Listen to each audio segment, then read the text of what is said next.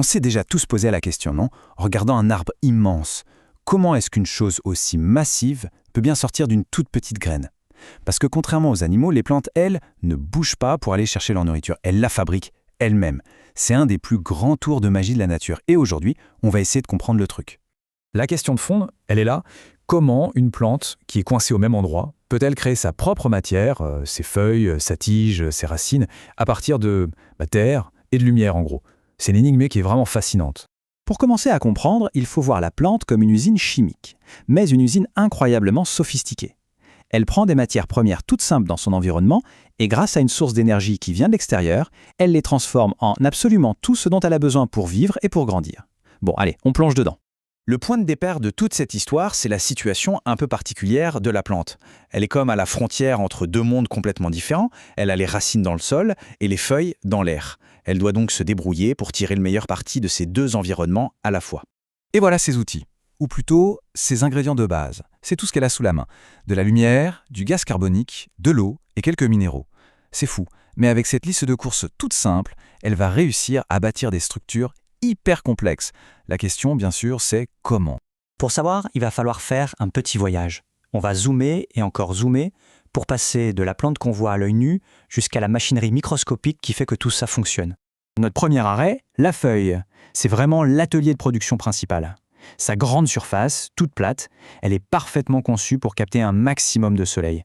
Un peu comme un panneau solaire en fait. Et c'est aussi là qu'elle va échanger des gaz avec l'atmosphère. Si on coupait une feuille en deux pour regarder à l'intérieur, on verrait que c'est pas juste un bloc vert uniforme. Pas du tout. C'est organisé en couches super précises. Juste en dessous de la surface, il y a des cellules très serrées, tout en longueur, pour choper le plus de lumière possible. Et en dessous, c'est un peu plus aéré, pour que les gaz puissent circuler facilement. Allez, on zoome encore un cran plus loin, à l'intérieur même d'une de ces cellules. Et là, on arrive enfin à destination. On voit des sortes de petites capsules vertes, minuscules. Ce sont les chloroplastes. Et c'est là, dans ces micro-usines, que toute la magie se produit. C'est le cœur du réacteur. Ok, maintenant qu'on est au bon endroit, il est temps de regarder la recette. Comment le chloroplaste fait-il pour transformer de la lumière en matière bien réelle, bien tangible? Ce processus, il a un nom qu'on connaît tous, mais le mécanisme qui se cache derrière, il est juste sublime. Et ce nom, c'est la photosynthèse. Littéralement, ça veut dire construire avec la lumière. L'idée, c'est de capturer l'énergie du soleil pour s'en servir afin de transformer des molécules toutes simples, le dioxyde de carbone et l'eau, en une molécule beaucoup plus complexe et pleine d'énergie, le sucre. En réalité, ce n'est pas une seule étape, c'est plutôt une chorégraphie en deux temps. D'abord, il y a la phase qu'on appelle photochimique. C'est là que la lumière fait le gros du travail. Elle vient littéralement casser des molécules d'eau. Ensuite, il y a la phase de synthèse, où l'énergie qui a été libérée juste avant est utilisée pour fabriquer le sucre à partir du CO2.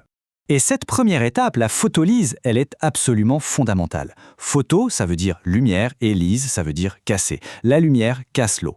Et le déchet de cette réaction, c'est l'oxygène. Oui, l'oxygène qu'on respire n'est que le déchet de cette première étape de la photosynthèse.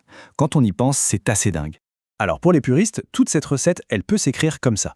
D'un côté, on met les ingrédients. 6 molécules de dioxyde de carbone et 6 molécules d'eau, plus l'énergie de la lumière. Et de l'autre côté, on obtient les produits.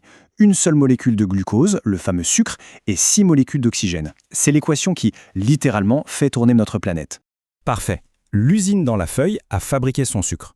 Et après, ce sucre ne peut pas juste rester là. Toute la plante a besoin d'énergie, de matériaux. Il faut donc un système pour tout distribuer.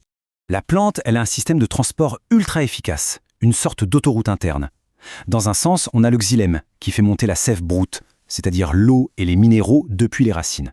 Et dans l'autre sens, on a le phloème, qui transporte la sève élaborée, l'eau sucrée, depuis les feuilles vers absolument toutes les autres parties de la plante. Et c'est la tige qui sert de pilier à cette autoroute à double sens. Ce n'est pas juste un support pour tenir debout, c'est le principal canal de communication qui assure cette circulation permanente entre les mines que sont les racines et les usines que sont les feuilles. Alors, voilà le sucre arrive à destination. Mais il sert à quoi concrètement? Ce n'est pas juste de la nourriture. Cette petite molécule de sucre, en fait, c'est la brique de base pour construire quasiment tout le reste. C'est là que ça devient vraiment génial. Ce sucre, c'est un vrai couteau suisse. La plante peut le brûler tout de suite pour avoir de l'énergie, grâce à la respiration cellulaire. Elle peut aussi le transformer en cellulose pour construire les murs de ses cellules et se rendre plus solide. Elle peut le mettre de côté pour les jours difficiles, en le stockant sous forme d'amidon, comme dans une pomme de terre par exemple, ou alors elle peut le modifier pour en faire plein d'autres molécules, des poisons pour se défendre ou des pigments colorés pour attirer les insectes. Maintenant, on va dézoomer complètement pour avoir la vue d'ensemble. Parce que ce processus qu'on vient d'explorer, de la plante jusqu'à la molécule, il a des conséquences qui vont bien au-delà de la plante elle-même. Ce schéma, il nous montre la boucle complète. Dans les feuilles, la photosynthèse produit du sucre et de l'oxygène. Ce sucre est ensuite distribué et consommé par toutes les cellules de la plante, qui vont le brûler pour libérer l'énergie dont elles ont besoin. Ça, c'est la respiration. C'est un système autonome et magnifiquement bien équilibré.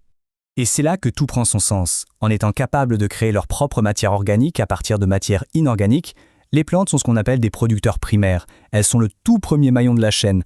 Absolument tous les animaux, y compris nous, dépendent de près ou de loin de cette capacité incroyable des plantes à transformer la lumière du soleil en énergie qu'on peut manger.